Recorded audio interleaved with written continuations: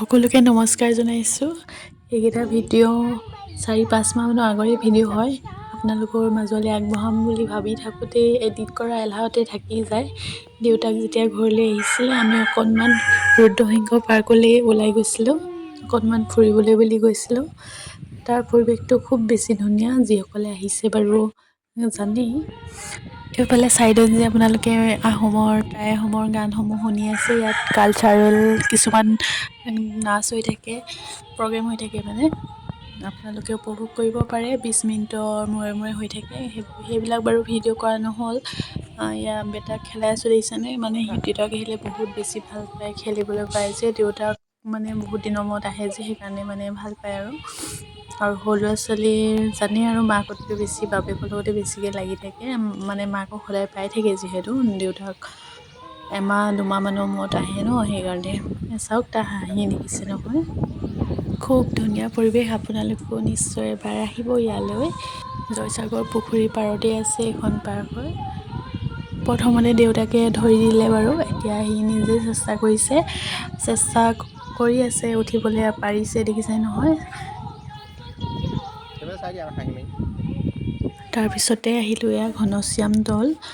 ঘনশ্যাম দৌলটো পাৰ্কৰ ভিতৰতে আছে বাৰু। এয়া চাওক, 18শ শতিকা আৰম্ভণিতে স্বৰ্গদেউ ৰাজেশ্বৰ সিংহই এই দৌলটি নিৰ্মাণ কৰিছিল।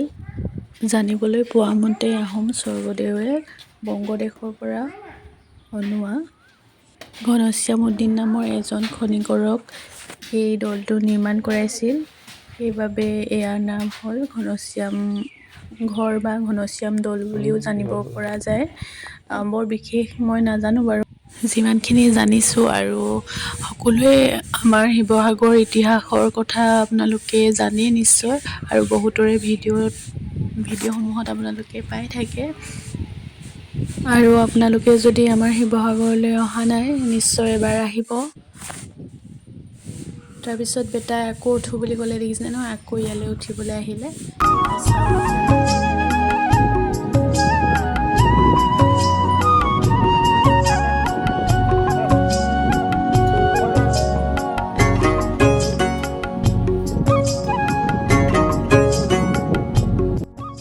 ইফালে চাওক, ফুল গছবোৰ ইমান ধুনীয়াকৈ লগাই থৈছে, আৰু আমাৰ বেটাই দেউতাকৰ হাতত ধৰি এখোজ দুখোজকৈ গৈ আছে।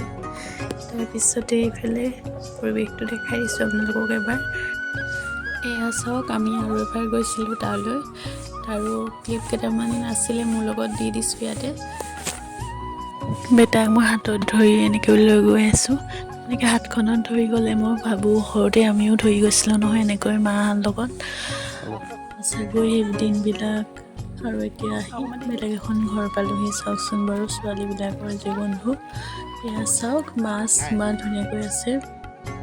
তাৰপিছতে এইফালে অকণমান জোলনা খেলাই লৈছিলোঁ তাতে। আৰু মই ঘৰত থাকিলে তেনেকৈ ভিডিঅ' বনোৱা নহয়।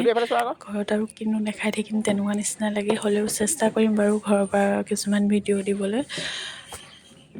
আৰু মহিলাসকলে গমেই পায় ঘৰত থাকিলে কিমান বেছি কাম হয়, সেইবাবে ভিডিঅ' কৰি থাকিবলৈ নহয়। আৰু সেইবাবে ক'ৰবাত ওলাই গ'লেহে ভিডিঅ' কৰা হয়। ভিডিঅ'টো এডিট কৰি আছোঁ যে, সেই দেখিছে নাই কেনেকৈ চিঞৰি আছে, আপুনি শুনিছে চাগে আপোনালোকে। আৰু ভিডিঅ'টো আজি ইমানেই আছিলে, কেনেকুৱা পালে জনাব আপোনালোকে। তেন্তে আজিলৈ আহিছোঁ, বাই বাই।